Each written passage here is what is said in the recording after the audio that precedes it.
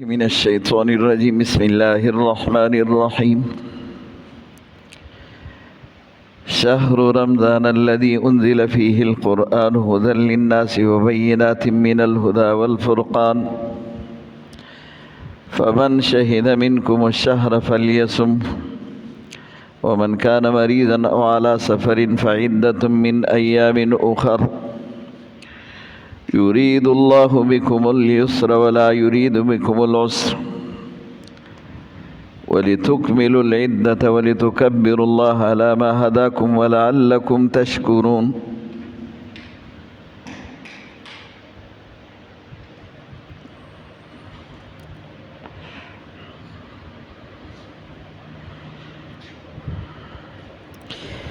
شهر رمضان الذي أنزل فيه القرآن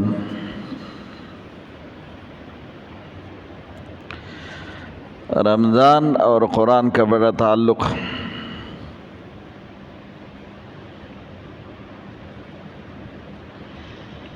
رمضان وہ مہینہ ہے جس میں یہ قرآن نازل ہوا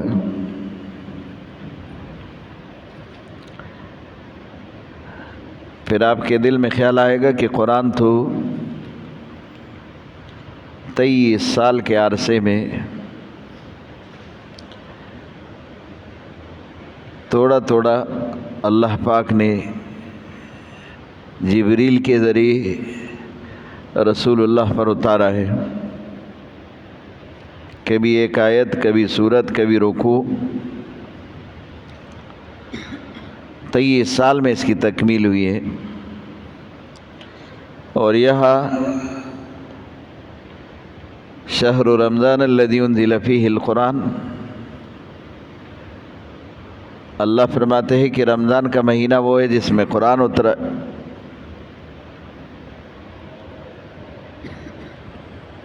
اس کا جواب یہ ہے، بیت العزت سے آسمانی دنیا پر ایک ہی ساتھ ایک ہی رات میں قرآن اترا ہے۔ پھر آسمانی دنیا سے حضور صلی اللہ علیہ وسلم کے ذات پر اس کی تکمیل میں 23 سال گزرے۔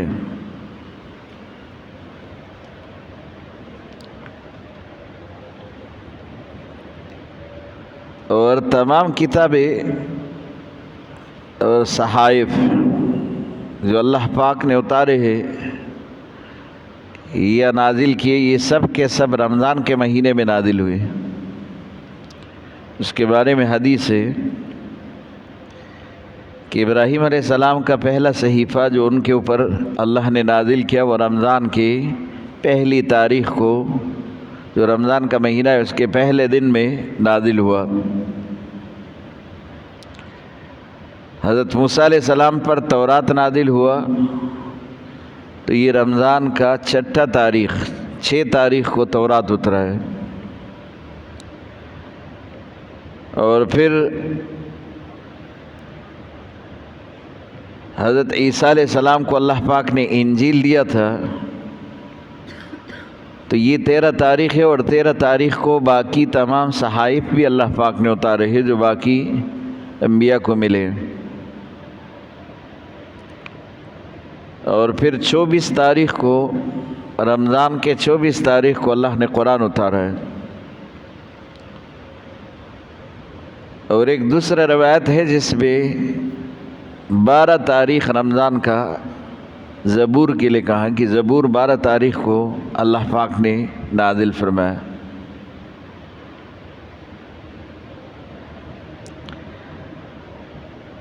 رمضان کا مہینہ بہت بابرکت مہینہ ہے، ایک اس لحاظ سے کہ اس میں قرآن اترا ہے اور باقی تمام کتاب اللہ پاک نے نازل فرمائی، اور دوسرا اس لحاظ سے بھی کہ رمضان میں رمضان کی خاص عبادت ہے جو کہ غیر رمضان میں وہ نہیں ہوتا۔ اور رمضان کے بارے میں اللہ پاک نے خود ہی فرمایا کہ رمضان یہ مہینہ میرا ہے، یہ اللہ کا مہینہ ہے، اور بعض احادیث میں آیا ہے باقاعدہ طور پر، ابو ہریرہ رضی اللہ عنہ کی ایک روایت ہے کہ رمضان کو صرف رمضان نہ کہو بلکہ شہر رمضان کہو، رمضان کا مہینہ۔ اور وہ کہتے کہ رمضان تو اللہ کا نام ہے، اور یہ صرف رمضان کہنے سے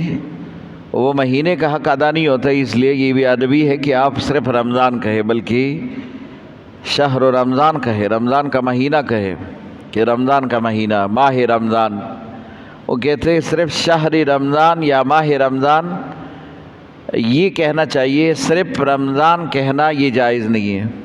کیونکہ رمضان خدا کا نام ہے، اللہ کا نام رمضان ہے۔ یہ ابو ہریرہ رضی اللہ عنہ کی روایت ہے۔ اب رمضان کے فضیلت کے بارے میں رسول اللہ صلی اللہ علیہ وسلم نے فرمایا، من صام رمضانا ایمانا و احتسابا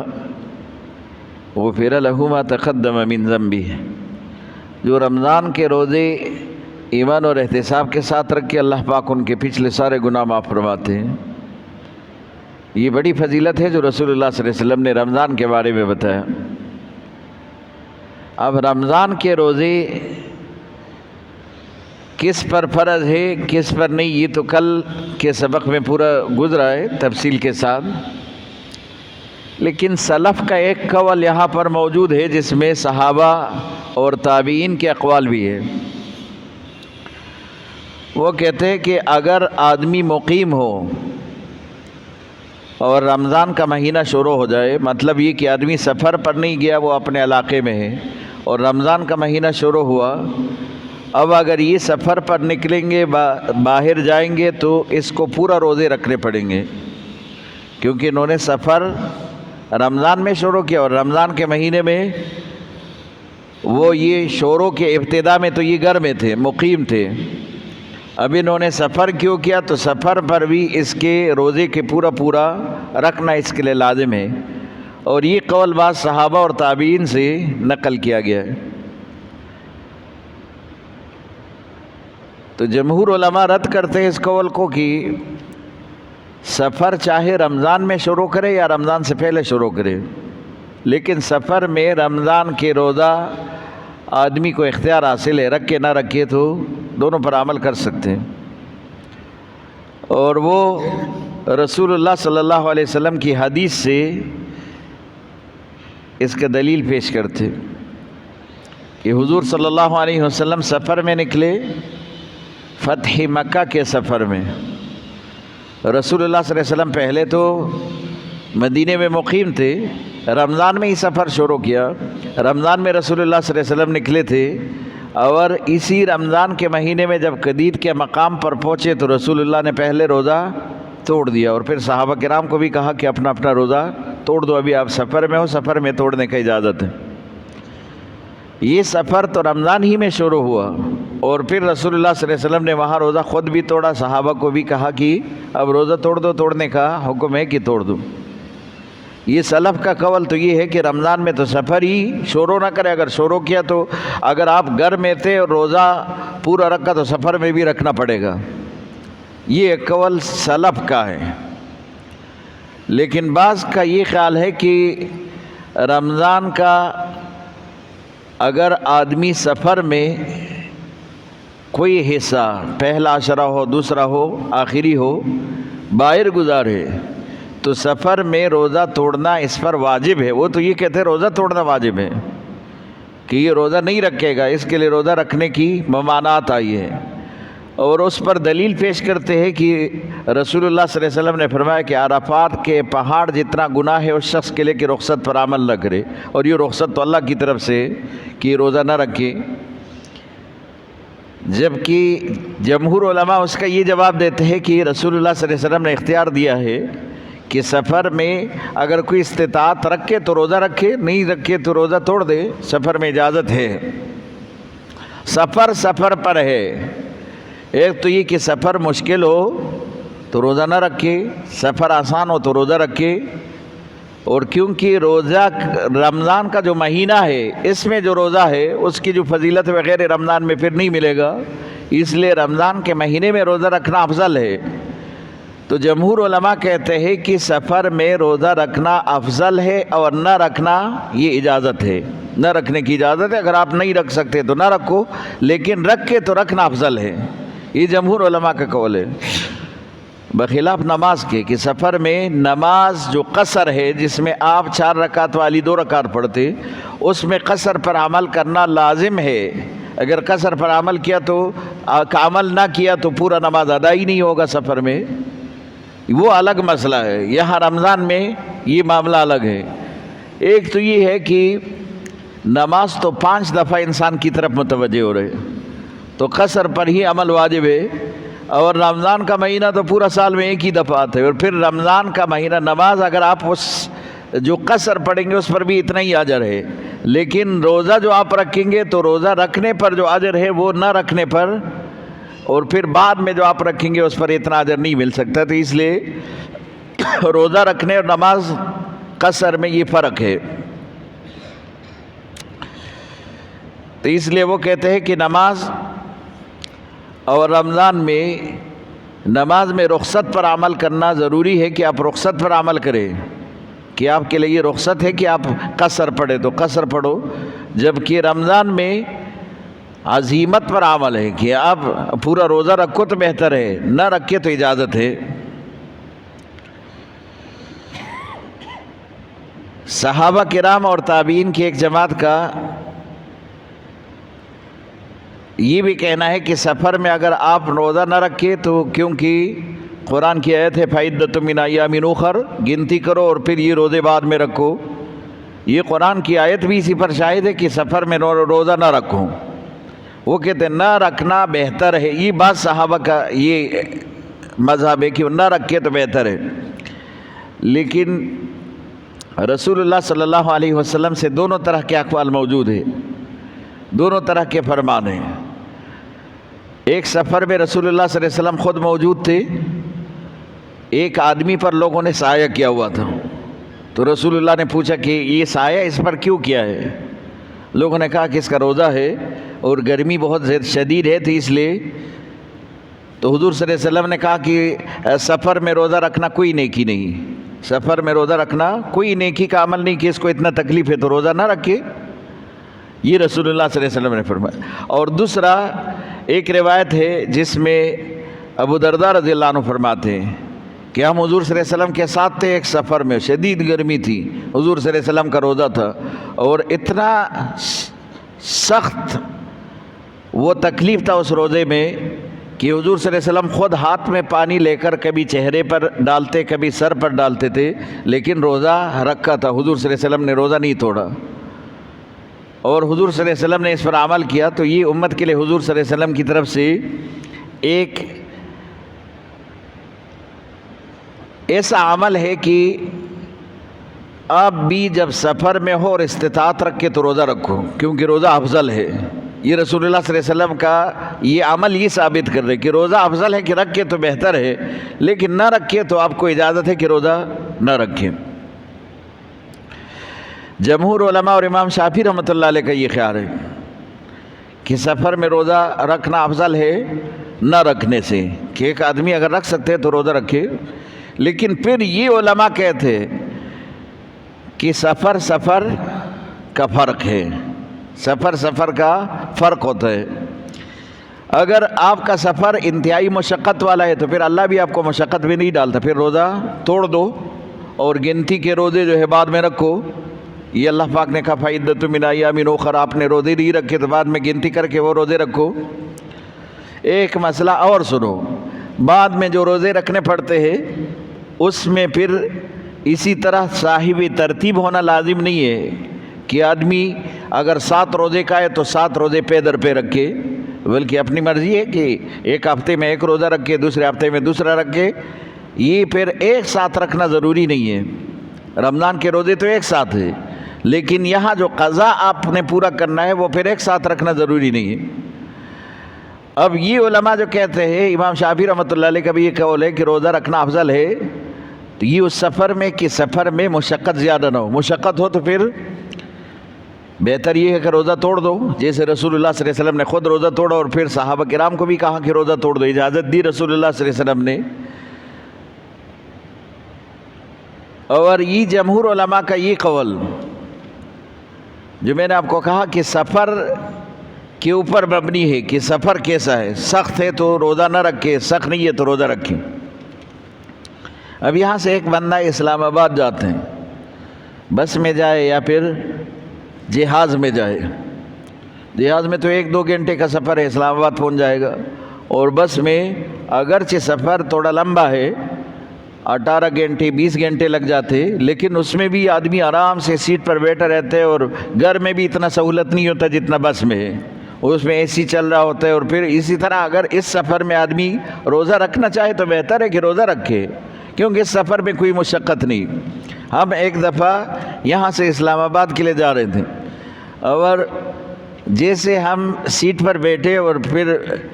جہاز کا اڑان شروع ہو گیا تو وہ ناشتہ پیش کر رہے تھے، رمضان کا مہینہ تھا، اور یہ عبدالستار ایدی صاحب مرحوم یہ بھی ہمارے ساتھ تھے اسی سفر میں، تو وہ ناشتہ لے کر آئے ان کے پاس، تو انہوں نے کہا کہ میں بڈھا ضرور ہوں لیکن سفر میں روزہ نہیں کھاتا، تو اس نے جو ہے وہ ناشتہ واپس کر دیا۔ تو ہم تو پگڑی باندھے ہوئے تھے، ہمارے پاس تو وہ آیا ہی نہیں وہ ناشتہ دینے والا کہ ان کا تو روزہ ہوگا۔ ایک میاں بیوی نوجوان جوڑا تھا، وہ جو ہے ہمارے سے آگے سیٹ پر وہ بیٹھے تھے، تو ان کے پاس وہ آئے کہ ناشتہ پیش کیا، ان کو کہا کہ ناشتہ لے کر آپ کو ناشتہ دے دے، تو انہوں نے کہا جی دے دے۔ تو انہوں نے کہا کہ یہ ناشتہ آپ سب کے لیے تیار ہے، اگر یہ آپ ناشتہ نہیں کریں گے تو سب ہم ضائع کر دیں گے بعد میں، یہ ہمارے بھی کسی کام کا نہیں ہے، لیکن ایک بات ہم آپ کو کہے کہ جو سفر جہاز کا ہے یہاں سے اسلام آباد میں، اس میں نہ جمپ ہے، نہ گڈھا ہے، نہ کوئی تکلیف ہے، اگر آپ روزہ رکھیں تو آپ کے لیے بہتر ہوگا۔ یہ اس لڑکے نے کہا جو خود بھی کلین شیو تھا، اس کے خود بھی نہ جو ہے سنت کا پابند نہیں تھا، لیکن یہ بات اس کے ذہن میں تھی کہ یہ روزہ آپ اسی طرح اگر افطار کریں گے تو اجازت ہوگا سفر میں، ہم یہ نہیں کہتے کہ اجازت نہیں ہے، لیکن یہ روزہ آپ آسانی سے رکھ سکتے کیونکہ اس سفر میں کوئی مشقت ہے نہیں، اور یہ ناشتہ اگر آپ نہیں کریں گے تو ہمارے بھی کسی کام کا نہیں ہے کہ ہم کسی اپنے بچت کے لیے آپ کو کہہ رہے کہ ناشتہ نہیں کرو، ہم تو خود نوکر ہیں اس جہاد میں۔ لیکن اگر آپ یہ ناشتہ نہیں کریں گے اور یہ روزہ رکھیں گے تو آپ کو بہت بڑا اجر ملے گا، کیونکہ ایک آدمی رمضان کے مہینے میں جو روزہ رکھتا ہے اس کا اجر اور جو پھر غیر رمضان میں قضا پورا کرتے اس کا اجر برابر نہیں ہو سکتا۔ یہ اس لڑکے نے کہا۔ یقین کرے کہ میں یہ سوچ رہا تھا کہ بخاری پڑھاتے ہوئے کوئی اتنا بڑا شیخ الحدیث بھی ایسا درس نہیں دے گا جیسے اس بندے نے دیا۔ اس جوڑی نے کہا بس لے جاؤ، ہم نہیں کریں گے، نہیں ناشتہ نہیں کریں گے، نہیں توڑیں گے روزہ۔ اس کا انہوں نے باقاعدہ پہلے سے اسی طرح جو ہے وہ مزاج بنا، اور انہوں نے پھر یہ کہا کہ لے جاؤ ناشتہ، ہم نے نہیں کرنا ہے۔ تو آج کل کا یہ سفر جو کہ بس میں جہاز میں اتنے سہولیت کے ساتھ اگر آدمی کرے تو پھر کیوں روزہ توڑ دے؟ اس میں روزہ رکھے، روزہ رکھنا ہی افضل ہے۔ اس پر جمہور علماء کا خیال ہے کہ روزہ رکھنا ہی افضل ہے رمضان کے مہینے۔ اب نماز کا اور اس میں فرق ہے، نماز قصر پڑھنا آپ کے اوپر واجب ہے، اگر آپ نے قصر نہیں پڑھا، پورا نماز پڑھا سفر میں تو ہو گئی نہیں، وہ پورا نماز آپ کی نہیں ہوگی۔ لیکن رمضان میں یہ فرق ہے کہ روزہ رکھ کے تو بہتر ہے، لیکن یہ پھر سفر پر ہے کہ اگر سفر مشقت والا تو پھر اپنے آپ کو مشقت میں نہ ڈالو، گرمی کا موسم ہو، پیادل کا سفر ہو، یا اسی طرح کا کوئی اور مشقت ہو اور آپ اس میں جائے تو پھر آپ روزہ بے شک نہ رکھے تو بہتر ہے آپ کے لیے۔ اور حضرت عائشہ رضی اللہ عنہا فرماتی ہے کہ سفر میں روزہ رکھنا نہ رکھنا دونوں برابر ہے۔ یہ ایک حدیث ہے حضرت عائشہ رضی اللہ عنہ، وہ کہتے ہیں دونوں برابر ہے۔ وہ اسلمی رضی اللہ عنہ کا پورا ایک قول اس میں بیان کر رہی ہے، اور وہ کہہ رہے کہ حضور صلی اللہ علیہ وسلم نے فرمایا کہ رکھنا نہ رکھنا دونوں برابر ہے، اگر آدمی روزہ رکھے بھی تو سفر میں ثواب ملے گا، نہیں رکھے تو کوئی گناہ نہیں اس کے اوپر۔